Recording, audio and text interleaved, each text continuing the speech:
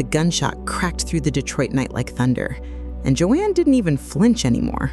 She pulled her jacket tighter as she walked down Crenshaw Avenue, her worn sneakers crunching over broken glass that sparkled under dying streetlights.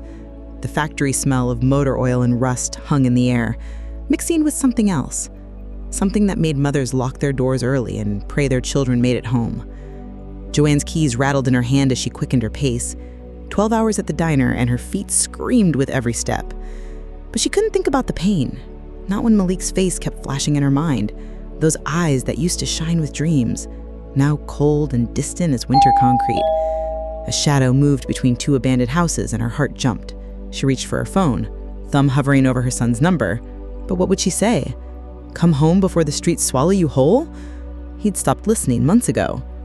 Another shadow, this one bigger, walking toward her with purpose. Joanne's breath caught in her throat. In this neighborhood, running meant guilt, but standing still meant target practice. She chose neither. She walked steady, head high, like her grandmother taught her. Never let them smell your fear, baby girl. Fear is blood in the water. The shadow passed under a streetlight. Just a man walking his dog, but Joanne's hand still shook as she turned onto her block. Home was a 2-story house with peeling paint and a front porch that sagged like an old man's back, but it was theirs. Every crack in the foundation, every squeaky board, bought with double shifts and prayers. She climbed the steps, fishing for her keys, when she heard it. Voices. Young voices coming from the alley behind her house. One of them sounded like Malik. 4:30 in the morning came like a slap in the face. Joanne's alarm buzzed against the nightstand, but she was already awake. Sleep had become a stranger since Malik started coming home with empty eyes and full pockets. She stumbled to the bathroom, staring at her reflection under harsh fluorescent light. 34 years old, but the mirror showed a woman carrying 40 years of worry. Dark circles painted her brown skin like bruises, and gray threads had started weaving through her black hair. "Lord, give me strength," she whispered, running cold water over her face. Down the hall, she could hear Malik's little sister Zara getting ready for school. 8 years old and still believed the world was full of fairy tales and happy endings. Joanne wanted to keep it that way. She knocked on Malik's door. "Baby, time for school!" Silence. She knocked harder. "Malik, I know you hear me!" The door swung open, and her son stood there like a wall of rage. 14 years old, but his shoulders carried weight that would break grown men. His school shirt was wrinkled, his backpack nowhere in sight. "I ain't going," he said, voice flat as concrete. "What you mean you ain't going? Boy, education is the only way out of here." Malik laughed, but there was no joy in it. "I'd wear her, mama. You've been working 2 jobs your whole life, and we still eating beans for dinner. Education?" He shook his head.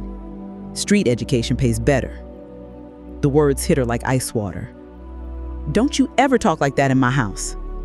"Your house?" Malik stepped closer, and for the first time, Joanne felt afraid of her own child. "This ain't no house, mama. This is a trap, and I ain't staying caught." He pushed past her, grabbed a jacket from the living room, and headed for the door.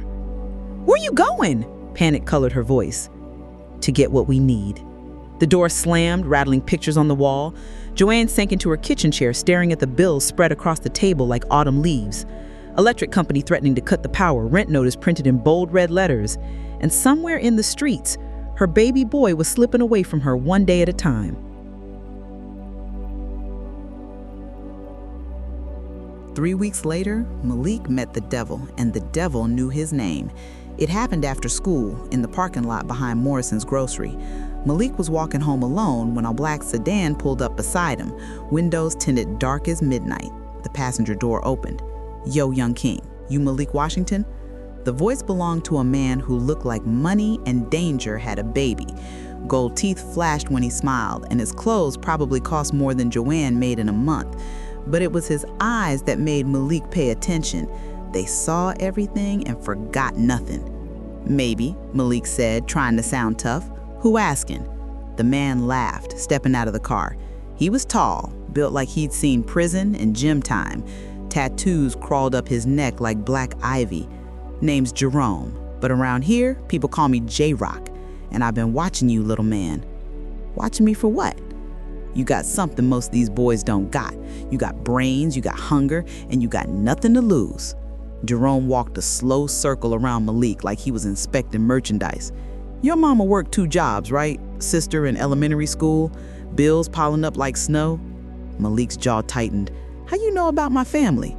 I know everything about everybody in my neighborhood. Question is, what you gonna do about it? Jerome reached into his pocket and pulled out a roll of cash thick as a paperback book, hundreds on the outside, and Malik could see more green peeking through. This is what I made yesterday, Lil King. One day. While your mama breaking her back for scraps, I'm out here getting what I deserve. Doing what? Providing a service. Supply and demand. Economics 101. Jerome's smile got wider. And I think you ready to learn some real education, the kind they don't teach in school. Malik stared at the money. In his mind, he saw his mother's face when the lights got shut off last month. Saw his sister asking why they couldn't have pizza like her friends. Saw himself wearing the same 3 shirts to school while other kids flexed in fresh gear. What I gotta do? Jerome clapped him on the shoulder, and Malik felt the weight of expensive rings against his skin. Smart boy, real smart. We gonna start you easy. Just deliver some packages, nothing dangerous, just helping the community get what they need. He peeled off $300 bills and pressed them into Malik's palm. The money felt warm, like it had been sitting in sunlight. This is just for saying yes. You do good, there's more where that came from. Way more. Malik looked at the cash, then at Jerome's car with its leather seats and chrome wheels. Then he thought about walking home to an empty refrigerator and his mother's tired eyes. When do I start? The money burnt a hole in Malik's pocket, but it was the lie that set his mother's heart on fire. Joanne knew something was different the moment he walked through the front door. Malik's whole body had changed. Shoulders back, head high, walking like he owned the world. But it was the smell that made her stomach drop. New clothes, expensive cologne, and underneath it all, something else, something dangerous. Where you been, baby? She asked, looking up from her homework help with Zara.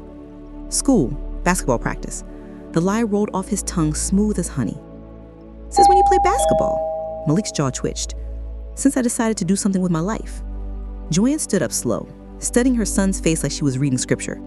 14 years of loving him, and she could see every emotion he tried to hide. Right now, she saw guilt wrapped in new confidence, and it terrified her. Come here, she said softly. I'm tired, Mama. I'm gonna go to bed. I said, come here. Malik walked over, and Joanne reached into his pocket before he could stop her.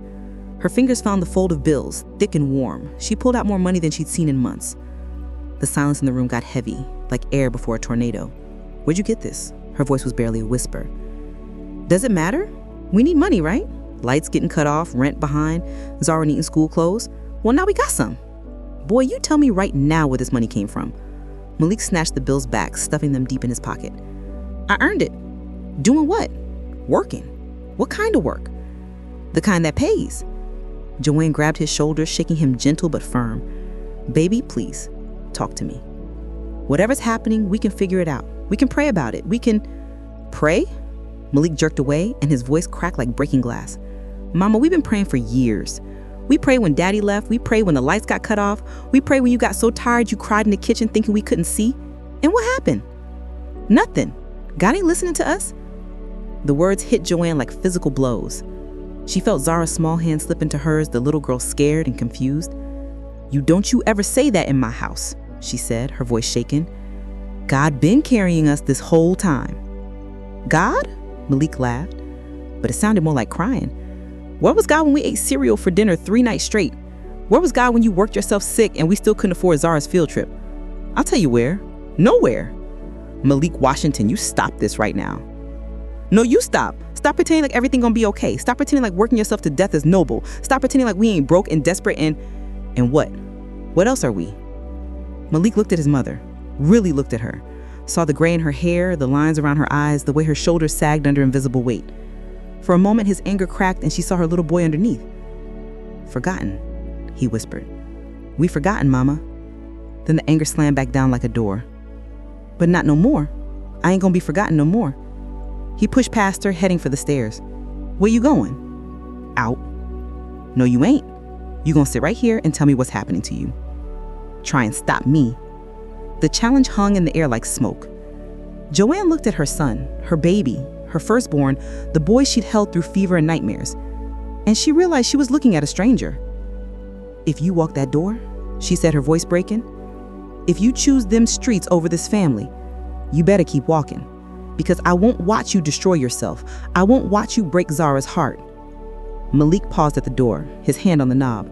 For a second, Joanne thought he might turn around, might choose them over whatever poison was running through his veins. Instead, he walked out into the night. Joanne collapsed on the couch, pulling Zara close as tears painted her cheeks. Outside, Detroit hummed with danger and broken dreams. And somewhere in that darkness, her son was slipping away from her, one bad decision at a time. 36 hours felt like 36 years. Joanne hadn't slept, hadn't eaten, hadn't done anything except walk the floors and pray until her knees were raw from kneeling. The house felt bigger without Malik's presence, like someone had stolen all the air from the rooms. She'd called everyone, his few friends from school, they hadn't seen him. His teachers, he'd been missing classes for weeks. The basketball coach, there was no basketball practice, never had been. Lie after lie after lie, all leading to the same terrifying truth. She didn't know her own son anymore. "Mama, when's Malik coming home?" Zara asked for the 100th time, looking up from her cereal with worried eyes that were too old for her 8-year-old face. "Soon, baby, real soon." But Joanne didn't believe it. Every hour that passed made the knot in her stomach tighten like a fist. In this neighborhood, boys who disappeared didn't always come home. Sometimes they came home in boxes. Sometimes they didn't come home at all. She called the police again, got the same response. "Ma'am, teenagers run away all the time. Unless there's evidence of foul play, we can't." She hung up before they finished. Evidence of foul play. Like her baby being gone wasn't evidence enough. The afternoon dragged by like torture. Joanne sat by the window, watching every car that passed, hoping one would stop and Malik would get out, apologizing, promising never to leave again. None did. At 5 o'clock, she called in sick to both jobs, first time in 3 years. Her supervisors weren't happy, but she didn't care. Money didn't matter if Malik was lying in some alley, bleeding out his life on a cold concrete. 6 o'clock, 7, 8. Zara fell asleep on the couch and Joanne covered her with a blanket, smoothing her daughter's hair with trembling fingers. At least one of her babies was safe. At least one was home. 9 o'clock. The phone rang. Joanne lunged for it, heart hammering against her ribs. "Hello? This Joanne Washington?" The voice was male, unfamiliar, with an edge that made her skin crawl. "Who is this?" "Someone who got something that belongs to you." "Where's my son?" The words came out as a growl. "Safe, for now, but we need to talk." "If you hurt him?" "Lady, calm down. Nobody hurt nobody. Yet. But that could change real quick, you understand me?" Joanne gripped the phone so hard her knuckles went white. "What do you want?" "Like I said, we need to talk, face to face. You know Morrison's Grocery on 8th Street? Yes. Parking lot, behind the store. 1 hour. Come alone. And lady," the voice got softer, almost gentle, "bring your ID. We're gonna need to verify something." "Verify what?" But the line had gone dead. Joanne stared at the phone, her mind racing. Why would they need her ID? What could they possibly need to verify? And why did something about the caller's voice sound familiar, like an echo from a dream she couldn't quite remember? She looked at Zara, sleeping peaceful on the couch, woke up Mrs. Henderson from next door, asked her to watch Zara for an hour, made up some story about a work emergency. Then she grabbed her purse, checked her ID twice, and walked out into the Detroit night to meet a stranger who held her son's life in his hands. The same streets that had terrified her 2 nights ago now felt like salvation. Every step took her closer to answers. Every step took her closer to Malik, even if those steps led straight into hell. The man waiting for her looked like money and menace rolled into one. Jerome leaned against his black sedan, arms crossed, gold teeth catching the streetlight when he smiled. But it wasn't the kind of smile that meant friendship. It was the kind that meant business. "You Joanne Washington?" he asked as she approached. "Where's my son?" "He's safe. I told you that." Jerome straightened up, and Joanne realized how big he was. 6'3", maybe 240, built like he could break her in half without working up a sweat. "But before we get to all that, I need to see some ID." "Why?" "Because, Miss Washington, I think you and me got more in common than just caring about young Malik. Something in his voice made her reach into her purse, pull out her driver's license with shaking fingers. Jerome took it, studied it under the streetlight, then looked at her face like he was comparing photographs. "Washington," he said slowly. "Joanne Marie Washington, born July 15th, 1990. Mother's name Beverly Washington, maiden name Johnson." Joanne's blood went cold. "How do you know my mother's name?" Jerome handed back her ID, but his eyes never left her face. "Because Beverly Johnson was my mama too." The parking lot tilted. Joanne felt like she was falling through space, through time, through everything she thought she knew about her life. "That's impossible," she whispered. "Is it? You remember your mama talking about her first baby? The one she gave up when she was 16? The one she never talked about except when she'd been drinking?" Joanne's legs went weak. She did remember. Late nights when her mother would cry about mistakes and second chances, about a baby boy she'd loved but couldn't keep, about a son she'd given away and spent 20 years regretting. "You're lying." Jerome reached into his wallet, pulled out a faded photograph. A young black woman with kind eyes and a sad smile holding a baby. The woman looked exactly like Joanne's mother, but younger, much younger. Beverly Johnson, 16 years old, holding her firstborn son. "That's me, Miss Washington. Or should I say, sister." The word hit her like a physical blow. Joanne staggered backward, gripping the nearest car for support. "Your name," she gasped. "What's your real name?" "Jerome Johnson, but I took our daddy's last name when I got older. Jerome Washington. Funny how life comes full circle, ain't it?" Joanne's mind reeled. Her brother, her half-brother, the baby her mother gave up, the son she'd mourned in whiskey-soaked tears, the child she'd made Joanne promise to pray for every night. All these years. "I've been praying for you." "Yeah?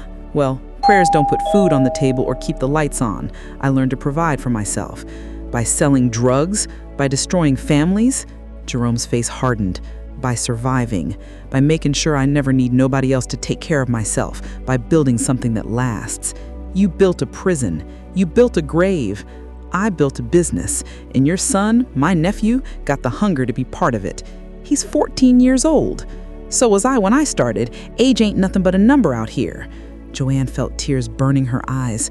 "Where is he? Where's Malik?" Jerome studied her for a long moment, like he was making a decision that would change everything. "He's in my car. Been there the whole time, listening to every word." The sedan's rear window rolled down and Malik's face appeared. He looked small, scared, nothing like the defiant young man who'd walked out of her house. "Mama?" His voice cracked like a little boy's. Joanne took a step toward the car, but Jerome held up a hand. "Not so fast. See, we got ourselves a situation here.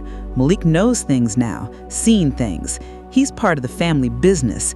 He's my son, and he's my nephew. Blood is blood, and family takes care of family." Jerome looked at Malik through the window, then back at Joanne. Something shifted in his expression, a crack in the armor like sunlight breaking through storm clouds. "But maybe there's another way to take care of family."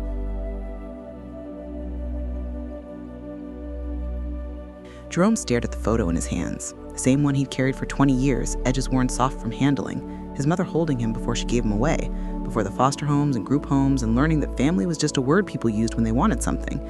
Now, looking at Joanne's tear-stained face, he saw Beverly Johnson all over again. Same eyes, same stubborn chin, same way of standing like the world could knock her down, but she'd keep getting up. "Get out the car, Malik," he said quietly. The boy climbed out, staying close to the sedan like it was safety. Jerome could see fear in his nephew's eyes now. Not the cocky confidence from 3 days ago, but pure terror. "Uncle Jerome?" Malik's voice was small. "You really my mama's brother?" "Half-brother," Jerome corrected.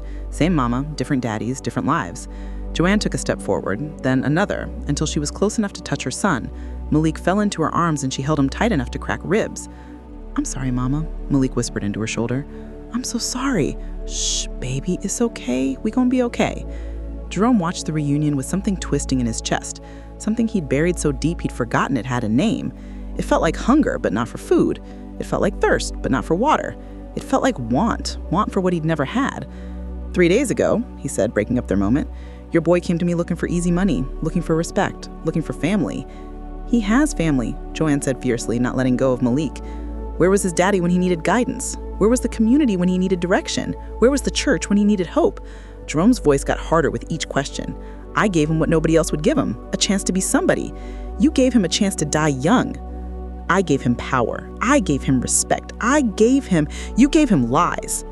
Joanne stepped between Jerome and Malik, protective like a lioness. You gave him the same poison that's killing you? Jerome laughed, but it sounded more like glass breaking. Killing me? Lady, look around. I got money, respect, power. I got everything I ever wanted. You got nothing. You got nobody. You standing in a parking lot at midnight trying to recruit children because grown men see right through you. The words hit harder than Jerome expected. He felt his anger rise, hot and familiar, the same anger that had carried him through foster care and juvenile detention in prison. But then he looked at Malik, really looked at him, saw a kid who was scared and confused and just wanted someone to tell him he mattered, saw himself at 14, hungry for belonging, willing to do anything for acceptance. Now, this is what's going to happen, Jerome said slowly. Malik walks away, tonight. He never comes back to me, never works for me, never so much as nods in my direction if he sees me on the street. And if he does, Jerome's eyes went cold as winter. Then family or not, blood or not, he becomes my business, and my business don't have room for mercy. Joanne nodded, understanding the terms. What about you? What about me? Mama used to cry about you every year on your birthday. Said she wondered if you were safe, if you were happy, if you remembered her. Something flickered in Jerome's eyes. She said that? She died 5 years ago, but she never stopped loving you, never stopped hoping you'd come home. Jerome turned away, staring at the empty parking lot. Home. That's funny. I ain't never had one of them. You could. The words hung in the air like a prayer. Jerome looked at his sister, his family, the only real family he'd ever known, and felt something crack open in his chest. It's too late for me, Joanne. I done too much, seen too much, ain't no coming back from where I've been. There's always a way back, if you want it bad enough. Jerome looked at Malik one more time, seeing so much of himself it hurt. Then he got in his car, rolled down the window. Take care of them, both of them. Family's supposed to protect family. The sedan pulled away, leaving Joanne and Malik alone under the parking lot lights. They held each other tight, both crying, both grateful, both knowing that this was just the beginning of a much longer story, but for the first time in months, it felt like a story that might have a happy ending. A few weeks later, Joanne found Jerome sleeping behind a dumpster on Crenshaw Street. At first, she didn't recognize him. The expensive clothes were gone, replaced by a torn jacket and jeans that smelled like regret. The gold teeth were still there, but they looked different now, like decoration on a house that was fallen down. His eyes opened when she knelt beside him, and for a moment she saw her mother's face looking back at her. The same lost expression Beverly had worn during her drinking days, like someone drowning in shallow water. "Joanne?" His voice was rough as broken glass. "What you doing here?" "Looking for my brother." Jerome tried to sit up, failed, tried again. His hands shook like autumn leaves, and she could see needle tracks running up his arms like tiny railroad tracks to nowhere. "Your brother's dead," he said. "Been dead for years." "No, he ain't. He's sitting right here needing help." "Help? From you?" "Lady, you don't know what I done, the things I seen, the things I made other people do. I know you're my blood. I know Mama loved you. I know that's enough. Love don't fix nothing. Love don't bring back the dead. Maybe not, but it's a start." Joanne looked around the alley, broken bottles, trash, the smell of decay and desperation. This wasn't a place for her brother to die. This wasn't how Beverly Johnson's first baby should end his story. "Come home with me," she said. "I can't." "Why not?" "Because I'm poison, Joanne. Everything I touch turns to ash. You bring me around Malik and Zara and I'll destroy them too. It's what I do." "What you did, past tense. What you do now is up to you." Jerome stared at her like she was speaking a foreign language. "You don't understand. I got enemies, people who want me dead, people who want to use me, people who don't matter more than family." She helped him to his feet, surprised by how light he felt, like hollow bones wrapped in skin. He leaned against her and she could feel his heart racing, fighting against something stronger than fear. "I ain't got nowhere else to go," he whispered. "Yes, you do. You got home." The walk back to her house took 20 minutes, but it felt like 20 miles. Jerome stumbled twice, caught himself against lampposts and fences, pride and shame warring in his eyes. Neighbors stared as they passed, some with fear, some with disgust, some with recognition. Jerome Washington, the king of 8th Street, reduced to a ghost, leaning on his sister's shoulder. "They all watching," Jerome muttered. "Let him watch. Let him see what redemption looks like." At the house, Malik opened the door before they reached the porch. His eyes went wide when he saw Jerome, not the powerful gang leader from a few weeks ago, but a broken man who looked like he was held together with prayer and stubbornness. "Uncle Jerome?" "Hey, nephew," Jerome's voice cracked. "I look different?" "You look," Malik searched for words, "you look like you need help." "That I do, little man, that I do." Inside, Zara sat at the kitchen table working on homework. She looked up when they entered, curious but not afraid. Children had a way of seeing souls instead of reputations. "Mama, who's that?" "That's your Uncle Jerome, baby. He's going to stay with us for a while." Jerome sank into a kitchen chair like his bones were made of lead. "I shouldn't be here, Joanne. This ain't right." "What ain't right is family sleeping in alleys when family got beds. But the kids? The kids need to see what it looks like when somebody fights their way back home." The first week nearly broke them all. Jerome's body fought against getting clean like it was fighting for its life. He shook so bad he couldn't hold a coffee cup. Sweat poured off him like rain, and his eyes saw things that weren't there. Shadows moving in corners, voices calling his name from empty rooms. Joanne sat with him through the worst nights, holding a cold washcloth to his forehead while he mumbled apologies to people who weren't there. Malik would hover in the doorway, watching his uncle battle demons he couldn't see. "Is he gonna die, Mama?" Zara asked one morning after Jerome had screamed himself awake for the third time that week. "Not if we can help it, baby." "Why is he so sick?" Joanne knelt down to her daughter's level, choosing her words careful as picking flowers. Sometimes grown-ups make choices that hurt them, and when they want to stop making those choices, their body gets confused and fights them. Like when I didn't want to take my medicine when I had pneumonia? Something like that, but Uncle Jerome's medicine is us, is family, is love.